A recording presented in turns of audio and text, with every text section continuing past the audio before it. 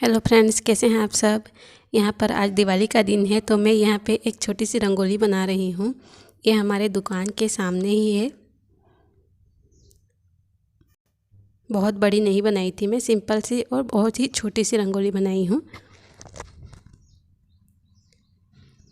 और यहाँ पर हम दिवाली के दिन ये जो चावल का आटा रहता है, उसी चावल के आटे से हम छोटे छोटे दिया बनाते हैं। तो इसी को मैं बनाने के लिए पहले चावल के आटे को अच्छे से गूँथ ली हूँ और फिर इसमें मैं छोटी छोटी दिया बनाकर रखती जाऊंगी। तो इसको हाथ से गोलाई से फिर इसको मतलब ऐसे दोनों हाथों से ही ये इसको एक छोटी सी इस तरह से एक कटोरी जैसे बनाते हैं दिया। और जब मैं ये बना रही थी उसी टाइम शुभम भी आ गया है, देखिए। तो वो भी इसी तरह से बनाने लग गया, क्योंकि ये बहुत ही आसान है। इसको अच्छे से पहले गोल बना के फिर इससे छोटी सी कटोरी जैसे दिया बना लेते हैं। और हर साल दिवाली में हम इसी तरह से बनाते हैं बहुत सारा, और सभी जगह पर, घर के सभी जगह पर भी इस दिए को हम जलाते हैं। इसमें फिर से बाती डालना पड़ता है बाद में। तो देखिए, मैंने इस तरह से छोटी छोटी दिए जो है बहुत सारे मैं बना ली हूँ, और ये चावल के आटे से है। और यहाँ पर शुभम ने कुछ पटाखे लिए हैं, तो बहुत ज़्यादा पटाखे नहीं लिए हैं क्योंकि वो नहीं फोड़ता है, बहुत ही कम फोड़ता है, तो इसीलिए थोड़े से ही लिए हैं।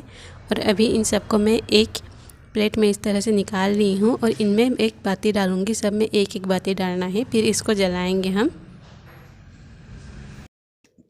तो जब मैं इस तरह से रात को हम दिए जला रहे थे, उस टाइम शुभम भी पटाखे फोड़ने गया था। तो मैं बहुत ज़्यादा ब्लॉग तो नहीं बना पाई हूँ, बहुत ज़्यादा वीडियो नहीं बना पाई, बस थोड़े से ही है। और ये हमारे रूम के सामने है, रूम जाने के लिए है। तो यहाँ पे 4 सीढ़ी है, इसीलिए मैं इसमें एक एक दिए लगा दी हूँ। तो ये बहुत ही अच्छा लग रहा था। और यहाँ पे शुभम बाहर से फोड़ कर आया है, तो अभी आंगन में ही ये पटाखे जो है जला रहा था। तो देखिए, बहुत ज़्यादा इसका कलर आ रहा है और बहुत ज़्यादा धुआं भी भर गया था, इसीलिए हम इसको अंदर नहीं जलाने देते, ये बाहर ही जलाता है। पर अभी ये यहीं पर जला रहा है।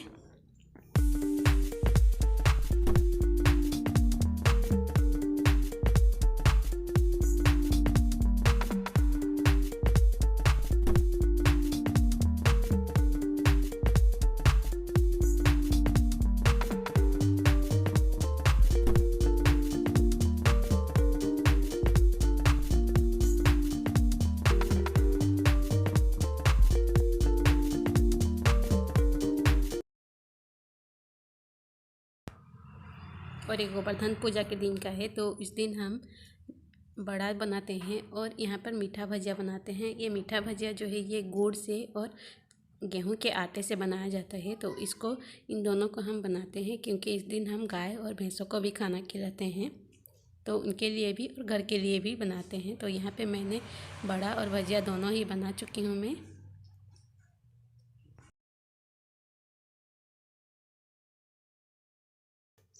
और आज गोवर्धन पूजा है, तो यहाँ गोबर से इस तरह से कुछ बनाया जाता है। ये माँ ने बनाया था, तो इसको मैं थोड़ी सी इसको शूट की हूँ। इसको सुबह ही पूजा एक बार करते हैं, फिर रात को जो है हम, हमारे घर में गाय भैंस है तो उनको खाना खिलाते हैं। तो ये सुबह ही बना लिए थे और यहाँ पर पूजा ही सुबह ही कर लेते हैं। और ये नया चावल, नया धान जो है वो होता है, तो उसको भी यहीं पर लगाना पड़ता है। फिर ये रात के टाइम का है, मैं खाना वाना बना ली थी, तो सबके लिए मतलब 4 हमारे गाय भैंस है, तो उनको आज खाना खिलाया जाता है। तो यहाँ पर सूपा है, तो सूपा से ही, और 2 कटोरे मतलब बड़े बड़े हैं, तो उन्हीं से ही यहाँ पर खाना खिलाया जाता है।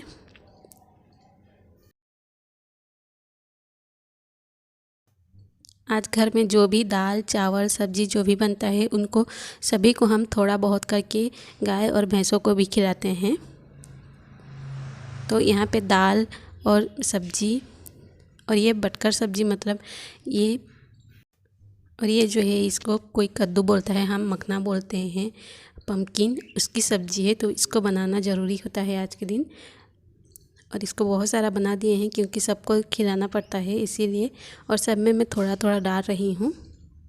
फिर इसमें जो चावल के हम मतलब बड़ा बनाए थे, उस बड़े को, भजिया सबको भी इसमें डालकर अभी उनको खिलाएंगे।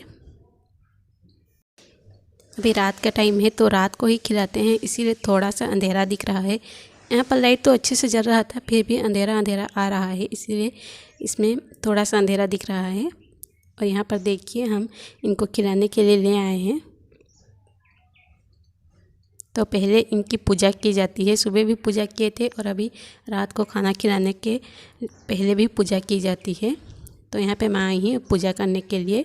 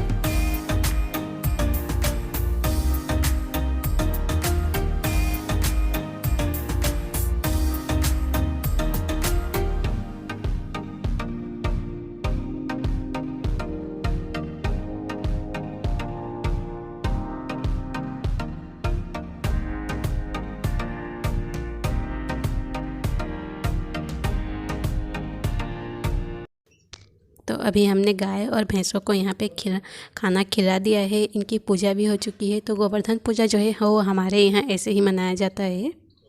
अगर आप लोगों को पसंद आया हो तो प्लीज़ लाइक और सब्सक्राइब कर दीजिएगा। Thank you.